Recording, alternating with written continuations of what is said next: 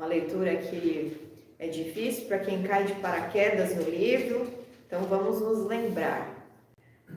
Desde o Egito, da saída lá do êxodo do Egito, até a queda do Templo de Jerusalém, que foi mais ou menos nesse período aqui, um pouco antes, né, que a gente viu que Ezequiel, ele foi levantado pelo Senhor no tempo do reinado de Joaquim. Passaram-se muitos anos de relacionamento com Deus. Havia uma aliança feita do Senhor com o povo de Israel no Monte Sinai, e o contrato eram os mandamentos. O contrato de aliança do pacto de Deus com os homens eram os mandamentos. Então a quebra de mandamentos não era apenas um pecar diante do Senhor, mas era uma infidelidade a essa aliança que Deus tinha com o povo de Israel. O principal mandamento ali que a gente vê é que se deve adorar a Deus, amar a Deus acima de todas as coisas, com toda a sua alma, com todo o seu entendimento e com todas as suas forças. E esse forças está ligado a posses, a bens, ao produto, né, do trabalho, ao resultado do trabalho das pessoas. Então, Deus, ele esperava que Israel, como o povo eleito, como os filhos de Deus, primogênito do Senhor, porque Israel era chamado de meu primogênito, meu filho primogênito, pelo fato de Israel ser a propriedade exclusiva do Senhor, ser o tesouro, a menina dos olhos do Senhor, o Senhor, ele guardava, ele cuidava, ele abençoava, ele capacitou esse povo no deserto para que eles pudessem passar para as suas gerações os mandamentos, os ensinamentos. E a gente encontra aqui a história de Ezequiel no momento em que o povo está completamente fora dessa aliança, quebrando a aliança, construindo ídolos nos altos, nos outeiros, ou seja, nos morros e montanhas, porque era uma prática pagã muito comum das nações, levantar altares e postes ídolos e construir ídolos feitos de ouro, de prata, talhados na madeira e banhados em ouro e prata. Então, o Senhor, ele esperou com paciência e longanimidade, alertava por meio dos profetas dele, mas a liderança de Israel e de Judá, que agora a gente já está também com o reino dividido por causa do erro de Salomão, ela traz uma quebra de aliança, não só porque o povo se desviou simplesmente, mas porque a liderança já não ensinava mais a retidão, a santidade. Sacerdotes estavam corrompidos, o rei estava corrompido, os juízes estavam corrompidos, as pessoas praticavam suborno, elas enriqueciam às custas dos outros, dos irmãos, escravizavam os seus irmãos, colocavam os seus irmãos para servi-los por causa de dívidas, oprimiam o pobre, não assistiam à causa das viúvas. Então eles estavam quebrando completamente a palavra do Senhor, não somente porque quebraram com a idolatria, por adorar ídolos, mas eles estavam também quebrando os estatutos, as ordenanças que o Senhor estabeleceu para conduzi-los a viver debaixo dessa aliança, cumprindo os mandamentos. E todo mandamento que Deus estabeleceu era para a vida. Então eles escolheram a morte. Eles escolheram a consequência, e Deus, ele permite a punição não como uma maldição para que o povo pereça somente, né, para aniquilar o povo, mas porque ele, por meio dessa punição sobre os perversos, sobre aqueles que perverteram a palavra, perverteram a lei, perverteram o cumprimento desse pacto com o Senhor, estes fossem punidos, e aqueles que poderiam estar somente levados pelo engano, por ignorância, sendo levados ao culto a outros ídolos, porque estava todo mundo fazendo, então eram pessoas de mente fraca, fáceis de serem persuadidos. Estes teriam, durante o cativeiro, durante o seu exílio da terra de Israel, a chance de se arrepender e voltar. Então, quando nós formos ler, é debaixo desse contexto que você tem que ler. Não é vendo um texto pontual e falando, nossa, mas Deus é tão duro assim, se eu pecar, Deus vai agir comigo assim? Se você pecar, insistir no pecado, depois de ter experimentado a aliança com o Senhor, a vida eterna, porque Ele já te deu isso, já te deu essa promessa, né? Ele já te fez uma nova criatura. Se você escolhe morrer de novo, a consequência, ela vem por uma coisa natural, né? A lei foi estabelecida e a gente não quebra leis. Se você tentar romper uma lei natural, por exemplo, a lei da gravidade, você não consegue. Se um homem pula do prédio para tentar quebrar a lei da gravidade, ele não consegue, porque uma lei estabelecida, ela vai ser perpétua, para sempre. Você pode experimentar a gravidade, mas debaixo de tecnologia, com estudos, mas o seu corpo, se você tentar pular de um prédio, você vai morrer, né? E a palavra do Senhor é assim, ela tem consequências, desde que você tenha uma aliança com o Senhor, né? Você entenda o porquê dessa aliança e toda a lei que o Senhor colocou não é pesada demais para nós, muito pelo contrário. Ela nos traz libertação, ela restaura os nossos ossos, ela é cura para a nossa alma. Muitas das enfermidades que nós temos não são causadas pelo inimigo, não é por causa da nossa natureza, porque o nosso corpo está envelhecendo, então nós somos acometidos com enfermidades, mas elas vêm de almas doentes. E uma alma só está doente quando ela está quebrando a lei do Senhor. Porque você dá legalidade para o inimigo atacar a sua alma e isso reflete no seu físico. Tanto que Jesus, muitas vezes, quando curou, ele falou, a tua fé te salvou. Ele não falou, a tua fé te curou. Ele falou, a tua fé te salvou. Então, veio o perdão porque a pessoa enferma que foi atrás dele, buscou nele a cura e a salvação, a libertação para a alma dela. Então, nós precisamos ter esse entendimento. Aqui tinha passado muito tempo de insistência do Senhor para eles se consertarem. E eles não quiseram a correção. Então, já era assim, o limite do Senhor. Chegou no limite a iniquidade para o Senhor e a gente vai ver esse princípio hoje aqui no texto. Amém? Veio a minha palavra do Senhor dizendo, filho do homem, vira o rosto para os montes de Israel e profetiza contra eles, dizendo... Montes de Israel, ouvi a palavra do Senhor Deus. Assim diz o Senhor Deus aos montes, aos outeiros, aos ribeiros e aos vales. Eis que eu mesmo, trarei a espada sobre vós e destruirei os vossos altos. Aqui a palavra de comando era sobre todos os altares, todos os lugares de idolatria que foram levantados na terra de Israel. Tanto outeiros, tanto lugares altos, quanto vales, quanto ribeiros, porque nesses lugares haviam oferendas aos deuses pagãos. Ficarão desolados os vossos altares e quebrados os vossos altares de incenso. Arrojarei os vossos mortos à espada diante dos vossos ídolos. As pessoas confiavam a sua vida aos ídolos e as pessoas seriam mortas diante dos seus ídolos, porque os ídolos, como já expliquei algumas vezes, no hebraico a palavra significa nulo ou não serve de nada.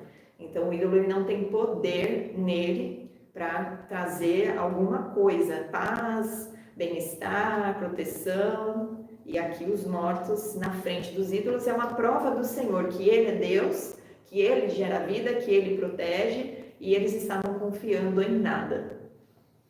Porei os cadáveres dos filhos de Israel diante dos seus ídolos e espalharei os vossos ossos ao redor dos vossos altares. Em todos os vossos lugares habitáveis as cidades serão destruídas e os altos ficarão desolados, para que os vossos altares sejam destruídos e arruinados e os vossos ídolos quebrados e extintos. E os vossos altares do incenso sejam eliminados e desfeitas as vossas obras. Os mortos à espada cairão no meio de vós, para que saibais que eu sou o Senhor.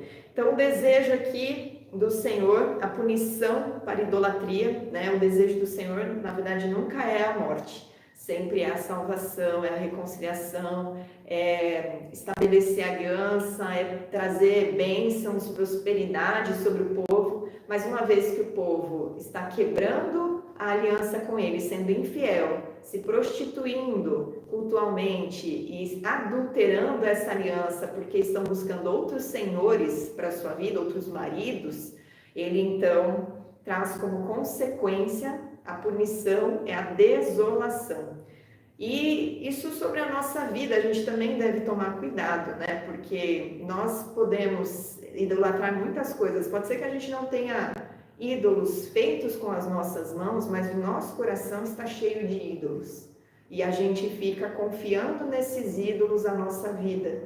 Então, só vou ser feliz se algo que eu anseio muito acontecer. Só vou ficar satisfeita e vou me sentir amada por Deus se algo que eu desejo muito acontecer.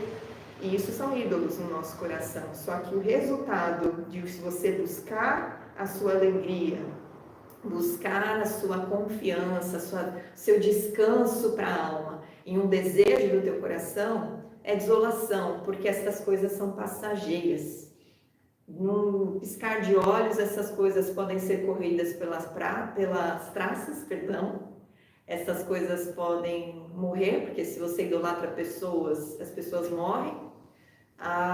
Um trabalho ele pode acabar, uma empresa pode ir à falência, Deus nos livre de tudo isso, mas essas coisas podem acontecer. A desolação pode vir sobre a nossa idolatria.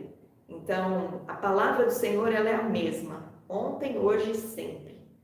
O Senhor ele nos concede graça para que pela graça dele nós sejamos capazes de vencer as inclinações do mal do nosso coração, as concupiscências da carne. Idolatria é uma concupiscência da carne. A gente querer satisfazer o desejo da nossa alma é concupiscência da carne. E Deus conhece meu coração e Ele sabe muito bem aonde estão as nossas falhas de caráter, né? Coisas de comportamento que a gente precisa mudar, mas aonde também estão os nossos olhos, os nossos valores. A gente aprendeu no Salmo, me agrada fazer a tua vontade. Será que realmente a gente está se agradando de fazer a vontade de Deus? Porque quantas coisas Ele nos pede para a gente abrir mão, para a gente confiar na mão dEle e a gente retém, porque a gente não confia tanto assim, ou a gente não se agrada tanto assim da vontade do Senhor. Por quê? Porque a vontade do Senhor ela vai ser desconfortável para a nossa alma, porque ela ainda está pegada ao passado. E ela precisa da restauração dessa mudança da mente, a mudança na forma de viver, ela vem pela palavra de Deus. E enquanto a gente está sendo moldado e forjado, isso é dolorido. Para a alma isso é dolorido, é um sofrimento para a nossa alma, mas é melhor a gente queimar os ídolos do que a gente ver a desolação na nossa vida por a gente insistir em coisas que Deus já mandou a gente abrir mão ou liberar. Amém? Os montes, eles são como uma testemunha da idolatria de Israel. E quanto mais visível é o pecado do povo, mais visível é a punição. Então, as nações viriam, porque lembre-se, né, quando você está num ambiente natural, passeando por uma estrada, que acho que todo mundo já andou por uma estrada, né? Você vê os morros, os montes, e você avista o que está ali em cima. Pode ser que você veja pequenininho, mas você vê o que está ali, está em evidência. Você consegue ver o que está no topo da montanha, no topo do morro, no topo do monte, ele está à vista dos olhos de todos.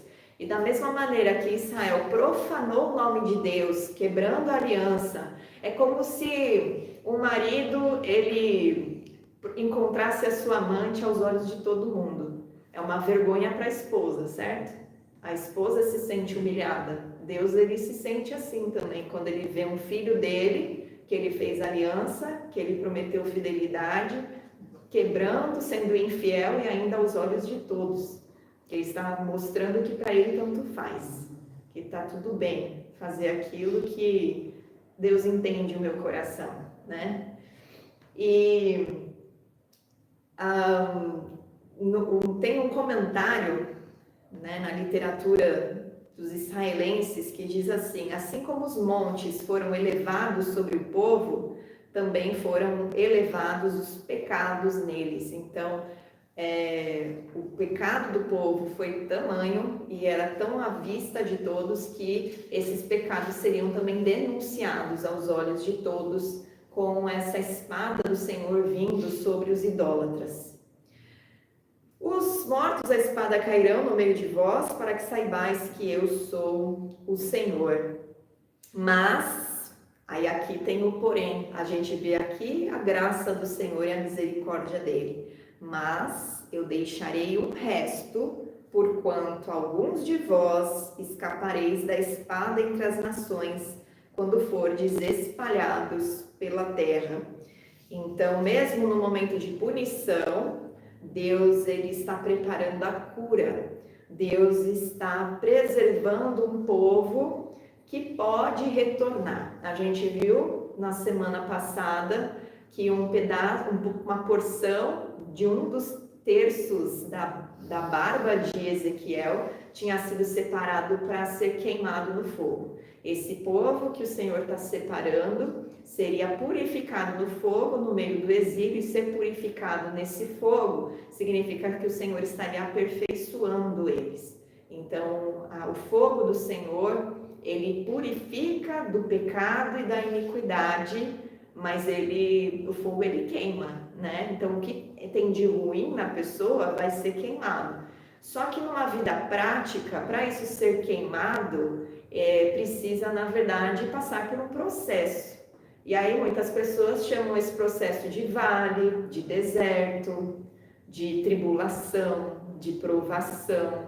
E, na verdade, esses processos que vocês passam são processos que o Senhor está purificando o coração, para que você seja cada vez mais limpo, mais se aproxime do Senhor, olhe mais para o Senhor, não se distraia com as coisas do mundo, destrua os ídolos do seu coração, molde os seus pensamentos de acordo com os pensamentos do Senhor, porque infelizmente o ser humano, ele se aproxima mais do Senhor quando a dor está gritando do que pela alegria. Ele espera que a gente tenha um coração quebrantado, ele se agrada, ele não gosta de holocausto, ele não gosta que a gente viva de misericórdia em misericórdia. Paulo fala, né, crescer de glória em glória, e crescer de glória em glória não necessariamente precisa ser com dor. Mas algumas áreas da nossa vida que nós somos um pouquinho mais teimosos, a gente precisa passar por esse fogo para ser purificado. Só que o fogo no ouro, ele tira a escória e ele fica ainda mais puro e brilhante e perfeito e mais valioso. Então, o Senhor aqui está estendendo misericórdia sobre uma porção, e o remanescente, quando a gente lê sobre remanescente, às vezes a gente pensa que são os mais fiéis, né? E quando o Senhor separou o remanescente dos profetas e do povo, né, dos 7.000 que não se dobraram a Baal, realmente aqueles eram um remanescente fiel ao Senhor. Mas aqui a gente vê o Senhor separando um remanescente que ainda ia ser purificado, ainda ia passar por um processo de restauração, de correção, para poder fazer o retorno ao reto caminho, a techuvá, o arrependimento, a conversão, e se corrigir, se acertar com o Senhor e poder reestabelecer a aliança, porque nosso Deus é um Deus de reconciliação. Amém? Então, vamos lá para os versículos 9 até 10, que falam um pouco sobre esse retorno com o coração pleno que ele espera desse remanescente que ele estava separando. Então, se lembrarão de mim os que dentre vós escaparem entre as nações para onde foram levados em cativeiro, pois me quebrantei por causa do seu coração dissoluto que se desviou de mim, e por causa dos seus olhos que se prostituíram após os seus ídolos. Eles terão nojo de si mesmos por causa dos males que fizeram em todas as suas abominações. Quando a gente verdadeiramente se converte ao Senhor e a gente olha para os erros que a gente cometeu, para a teimosia do nosso coração ou para práticas que a gente tinha, e não necessariamente isso possa ser um pecado ligado a algo moral, porque muitas vezes as pessoas sentem nojo de questões morais, né? Eu forniquei demais, eu tive uma vida dupla, e aí ela sente vergonha, e a gente leva para um lado moral, mas tem outras áreas, tem outras coisas que quando o Senhor nos aproxima mais dele e vai moldando o nosso coração para nós sermos mais ligados ao seu espírito, e a gente verdadeiramente está caminhando em espírito e em verdade, adorando ao Senhor, a gente olha pequenos erros e fala: eu ofendi o meu pai, eu pequei contra o Senhor, olha o que eu fiz, e isso nos envergonha. Esse constrangimento é a maior prova de que a gente realmente está sendo moldado, que a gente realmente está sendo transformado. A gente não está ficando fanático demais, a gente não está se tornando beato demais, a gente não está sendo demasiadamente justo quando a gente está olhando um erro do nosso passado e reconhecendo que a gente pecou. E isso gera vergonha. Agora, a vergonha não pode vir com peso, né? Não com peso de culpa, nem com peso de autoflagelação pelo erro cometido, porque o perdão do Senhor, ele vem sobre o arrependido. Ele vem sobre o nosso arrependimento. Quando ele vê que a gente se arrependeu de verdade, ele cobre a nossa vida e ele vai nos auxiliar para um processo de restauração, de transformação. Então, aquilo já está apagado, já foi lançado no mar do esquecimento. Mas essa lembrança, ela nos gera nojo de nós mesmos por causa dos males que nós causamos em todas as nossas abominações, porque toda transgressão abominável, ela está gerando alguma consequência terrena. Lembre-se que quando Deus criou o homem, e ele criou você, porque se ele criou alguém que faz parte da sua descendência, né? Porque todos nós descendemos de um único homem, feito do pó da terra. O Senhor, ele deu uma palavra de ordem sobre ele, uma lei estabelecida sobre o homem: sujeitar em todas as coisas da terra. Toda a criação era para Adão governar. Então, quando nós praticamos abominação, nós estamos agindo como reis, juízes, sacerdotes que se desviaram da palavra, estão trazendo caos, confusão e distorção das coisas. E alguma consequência para aqueles que estão mais próximos de nós também. Saberão que eu sou o Senhor e não disse debalde que lhes faria este mal.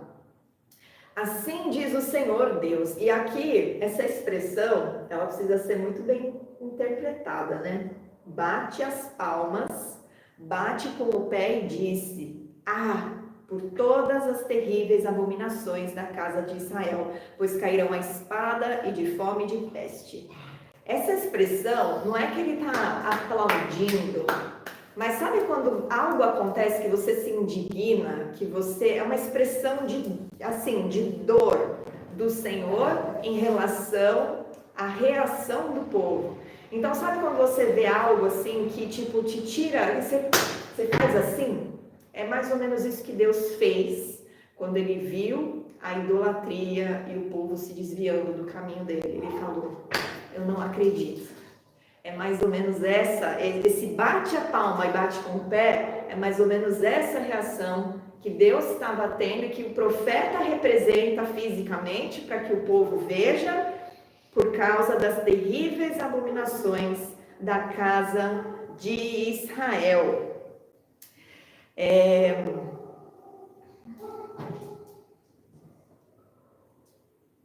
E aí ele fala a consequência: cairão a espada, a fome e a peste. O que estiver longe, no versículo 12, morrerá de peste, o que estiver perto cairá a espada, e o que ficar de resto e cercado morrerá de fome. Assim neles cumprirei o meu furor. Então sabereis que eu sou o Senhor. Esse sabereis também, você deve entender aqui o que significa. Não é, você vai saber que eu sou Deus, como se o Senhor estivesse querendo provar algo. mas é recobrar a consciência do povo, porque aquele povo sabia que Deus era o Deus de Israel, mas eles se perderam nos seus pecados, nas suas abominações. Então, vocês vão, na verdade, ele está falando, então, vocês restaurarão a consciência de que eu sou o Senhor, quando seus mortos à espada jazerem no meio dos seus ídolos, em redor dos seus altares, em todo outeiro alto, em todos os cimos dos montes e debaixo de toda árvore frondosa, debaixo de todo carvalho espesso, lugares onde ofereciam suave perfume a todos os seus ídolos. Estenderei a mão sobre eles e farei a terra tornar-se desolada, desolada desde o deserto até Riblá, em todas as suas habitações, e saberão que eu sou o Senhor. Ele não estava contente em trazer assolação, por isso que ele bate a mão e o pé. Era uma certa indignação assim dele em ver a consequência que viria sobre o povo, porque como ele é fiel à sua palavra, ele não ia passar pano para a abominação que o povo estava cometendo, porque o povo ainda estava profanando o nome dele. Mas ao mesmo tempo nós vemos aqui que mesmo durante essas punições, o Senhor está preparando a cura e ele vai preservar um povo que pode retornar, e a finalidade dessa desolação é recobrar a consciência do povo de quem é Deus. Então o núcleo de toda essa mensagem do capítulo 6 é esta. Agora a gente vai ler bem rápido o 7, em alguns pontos só, depois você lê o capítulo todo. Mas o 7, ele fala sobre o fim.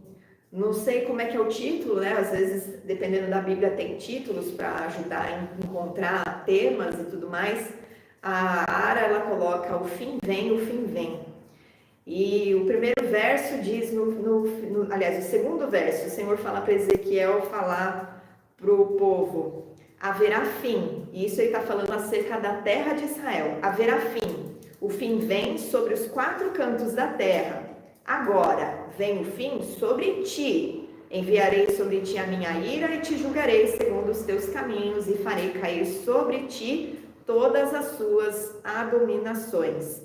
O Senhor, ele responde à iniquidade na sua medida. O julgamento do Senhor, ele é sob medida, é medida por medida.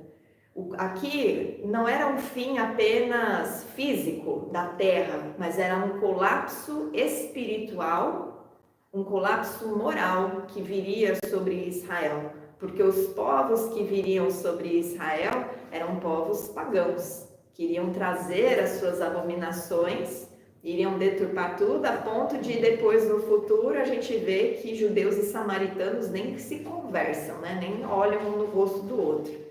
Então esse colapso moral, espiritual e físico viria sobre a terra de Israel. O Senhor fala, o fim ele vai vir para todos, esse colapso ele vai chegar nos 4 cantos da terra, mas agora esse colapso está chegando sobre a terra de Israel, que deveria estar protegida, e o Senhor vai julgar na medida, medida sobre medida. O Senhor, ele responde à iniquidade na medida dela. Ele julga, ele traz o juízo segundo a iniquidade. Então, o peso de julgamento, o peso de juízo é de acordo com o peso da abominação, com o peso da iniquidade de cada um. Por isso que ele fala que ele vai julgar segundo as suas obras. E vamos ler,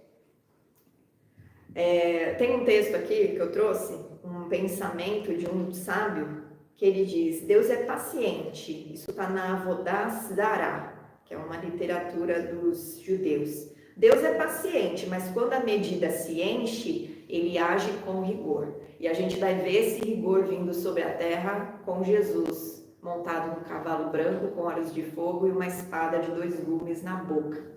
Porque a boca dele vai trazer a reta justiça do Senhor sobre a terra, e ele vai trazer esse juízo com rigor. As pessoas estão ansiando pela volta de Jesus, mas eu espero que elas estejam ansiando pela volta de Jesus, sabendo que elas estão extremamente santificadas na presença dele. Porque se estiverem desviados, se estiverem pervertendo o caminho, e só com Jesus na boca, o juízo, essa espada virá. Medida sobre cada um. Isso parece que é para trazer medo, mas na verdade é para nos trazer consciência. Essa mesma consciência de quem é o Senhor, a gente também tem que ter. Porque embora a gente experimente a graça de Deus, o amor do Pai, a gente experimenta o perdão dele, né? E a graça por meio da fé, nós também precisamos andar em retidão. E ainda a gente tem trabalho para fazer, porque todas as parábolas falavam de uma recompensa ou uma punição sobre aqueles que foram convocados e ou fizeram ou não fizeram nada, né? Enterraram talento, ou não trabalharam, ou espancaram o servo, porque o filho do servo, né? O filho do Senhor, porque o Senhor estava demorando e os servos espancaram. Então, o Senhor Jesus estava sempre alertando, vocês têm trabalho para fazer, vocês não podem achar, porque toda árvore que não dá fruto, o meu Pai vai queimar, o meu Pai vai arrancar, o galho seco é arrancado. E isso de não dar fruto em vários aspectos. É na nossa vida, frutos de justiça, como está em Hebreus 12, é na vida dos outros, lançando semente, como está na parábola das sementes que Jesus fala. É o trabalho para o Senhor, que gera frutos e sementes que vão se multiplicar, e também é o nosso trabalhar interior, o desenvolvimento da nossa salvação. Então, e é um preparo, né? Se lembrar que vocês estão aqui na terra sendo preparados, preparando o caminho da volta do Messias, e ao mesmo tempo se preparando para quando o Messias vier reinar, vocês saberem como ensinar o povo que vai estar aqui. Porque na era messiânica os santos estarão reinando junto com Cristo. Agora, se você nem conhece a lei porque você não vive ela, você vai ensinar o quê? Porque embora o nosso corpo glorificado não tenha pecado, a gente tem que conhecer a lei do nosso rei. Como é que vocês vão trabalhar para o rei, ser súditos do rei, a serviço do rei, sem conhecer a cláusula, a constituição desse reino?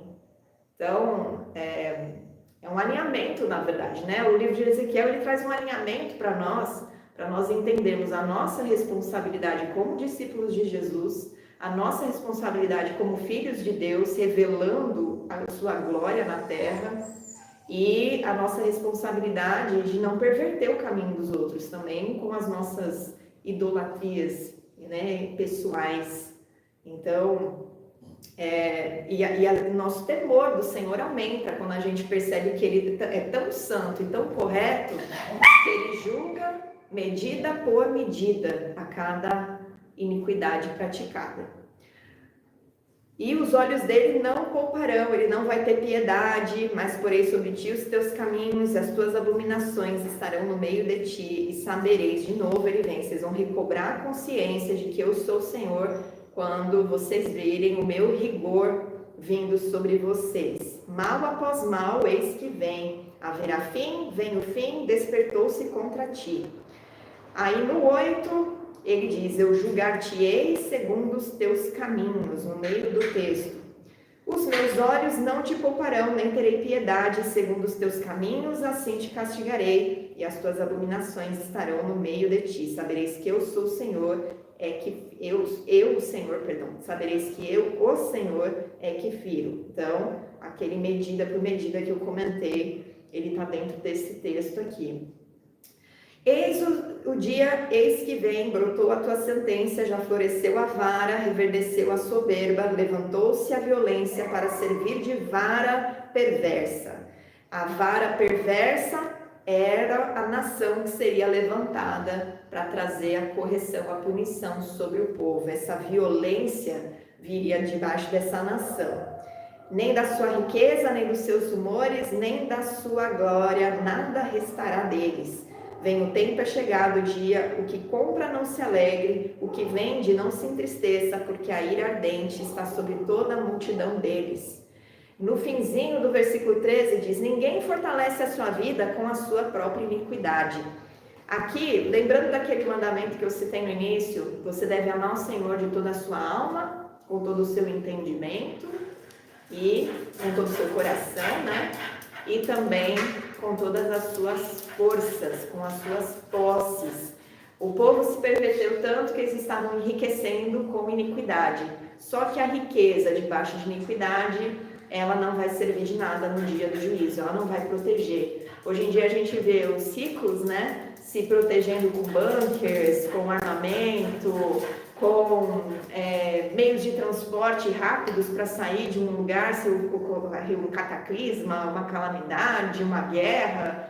Porém, nesse dia do juízo do Senhor, tanto esse que estava vindo sobre Israel, quanto o que virá, né, no dia aceitável, o ano aceitável do Senhor, não vai ter dinheiro que vai proteger do juízo, do rigor do Senhor sobre o povo. Então, as riquezas, elas são inúteis, né? O colapso, ele é moral, ele é espiritual, ele é físico e ele é econômico também.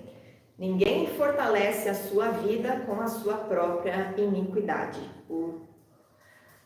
A lição moral que tem aqui é essa.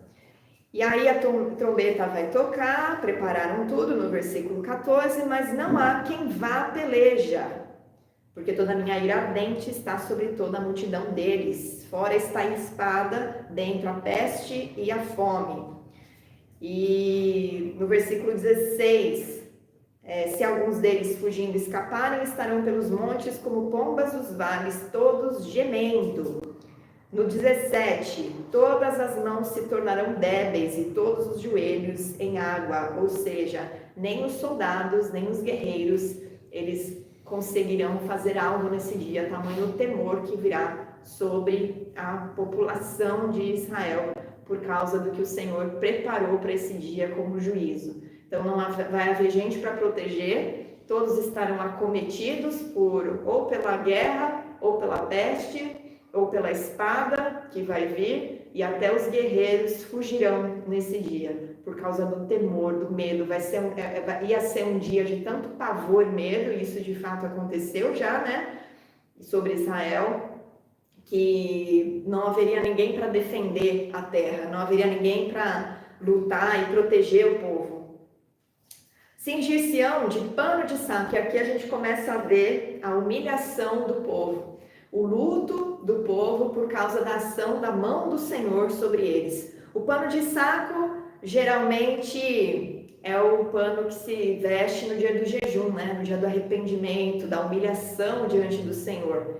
Mas aqui, esse pano de saco está representando a humilhação do povo por causa dessa desolação que viria sobre a terra. E horror os cobrirá, em todo o rosto haverá vergonha e calva. A calva, ela representa, primeiro, que o Senhor ele proibiu o raspar a cabeça em luto por um morto, porque isso é um ato dos pagãos. E o Senhor não queria a prática pagã no meio do povo de Israel, porque isso também tinha a ver com a passagem do morto, eram rituais que eles faziam por causa da passagem do morto para o outro plano, enfim. Então o Senhor proibia, mas eu raspar a cabeça, depois de um voto de Nazireu, eu citei isso no primeiro dia de estudo, não sei se vocês vão se lembrar, mas um Nazireu ele deixava os cabelos compridos durante a consagração e ele rapava no último dia, e o cabelo que estava foi rapado, ele era um cabelo consagrado ao Senhor e ele era oferecido no altar, ele era queimado no altar, porque ele tinha sido santificado e tudo que é santificado é entregue ao Senhor. Então, havia essa ação no momento da consagração que mostrava a humilhação do homem diante do Senhor, mas como um culto, uma consagração. Aqui é uma calvície provocada. Não era algo que eles estavam ali fazendo porque tinham feito uma consagração diante do Senhor, mas era uma punição do Senhor sobre eles. Então, representava humilhação, representava não somente um luto, mas também uma punição do Senhor, uma desonra do povo em relação a Deus, né? O povo desonrado, porque não era mais honrado por Deus, o povo humilhado por uma outra nação violenta, e a calva viria sobre eles, a vergonha viria sobre eles em toda a cabeça, ou seja, todo o povo sofreria essa humilhação, ninguém seria poupado. E aí a prata, o ouro, as riquezas, né, seriam lançadas pela terra como sujeira, E aqui ele se refere aos ídolos, nem a prata nem o ouro os poderá livrar no dia da indignação do Senhor. Então, tanto como riqueza, como aquilo que representava a idolatria, porque os deuses eram banhados, né, em ouro e prata, em metais preciosos. Preciosas joias fizeram seu objeto de soberba, no versículo 20, e fabricaram suas abomináveis imagens e seus ídolos detestáveis. Portanto, eu fiz que isso lhes fosse por sujeira, e os entregarei nas mãos dos estrangeiros por presa, e aos perversos da terra por despojo, eles o profanarão. Desviarei deles o rosto, e profanarão o meu recesso. Quando o Senhor desvia o rosto, é porque ele já não está mais prestando atenção no que está acontecendo. Está passando por calamidade, está passando por a espada, fome, desolação, ele já não está mais com os olhos protetores dele. Então a menina dos olhos do Senhor já é arrancada, né? Ele tira a proteção dele sobre o povo e profanarão o meu recesso. A casa do Senhor seria profanada, o templo do Senhor seria profanado pelas nações ímpias, né? Que iriam profanar e saquear. As em cadeia, no versículo 3, porque a terra está cheia de crimes de sangue e a cidade cheia de violência. Então essas abominações não eram apenas idolatria, mas eram também a vida deles, né? O coração cheio de ódio, de ganância, de avareza, que culminou em tudo e que o Senhor ia trazer esse conserto. Farei vir os piores de entre as nações que possuirão as suas casas. Farei cessar a arrogância dos valentes e os seus lugares santos serão profanados. Vem a destruição, eles buscarão paz, mas não há nenhuma. Virá miséria sobre miséria e se levantará rumor sobre rumor. Buscarão visões de profetas, mas do sacerdote perecerá a lei e dos anciãos o conselho. O rei se lamentará, o príncipe se vestirá de horror e as mãos do povo da terra tremerão de medo. Ou seja, esse colapso seria também um colapso social, porque não haveria liderança para guiar o povo e isso geraria um caos, né, um colapso social. A sociedade seria devastada, haveria caos, destruição e essa falta de liderança. Então, no finzinho do versículo diz: segundo o seu caminho lhes farei e com seus próprios juízos os julgarei e saberão que eu sou o Senhor. Medida sobre medida. Da maneira como eles julgavam, ele iria julgar. Da maneira como eles agiam, sem misericórdia, ele ia agir. Da maneira como eles quebraram a sua aliança com o Senhor, buscando a segurança em ídolos, ele ia permitir que os ídolos que não fazem nada protegessem o povo. E dessa maneira, as riquezas destinadas à idolatria se tornaram lixo, Deus se oculta, o templo não é mais habitação, é corrompido, é abandonado, e tudo isso, essa punição toda, o desvio do rosto dele severo, desvio do rosto dele traria uma punição severa, mas com preparo para o povo fazer o retorno, se converter ao reto caminho.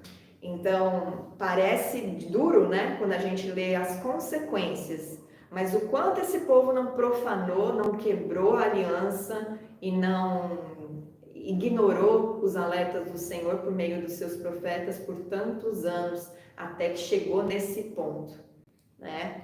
E o Senhor tem visto, né, como a igreja tem lidado com a palavra dele, com o filho dele. Ele tem visto tudo, muitas coisas vêm à tona, mas ainda haverá um grande conserto, porque antes dele consertar a terra, ele conserta a casa. E aqui a gente vê ele consertando a casa.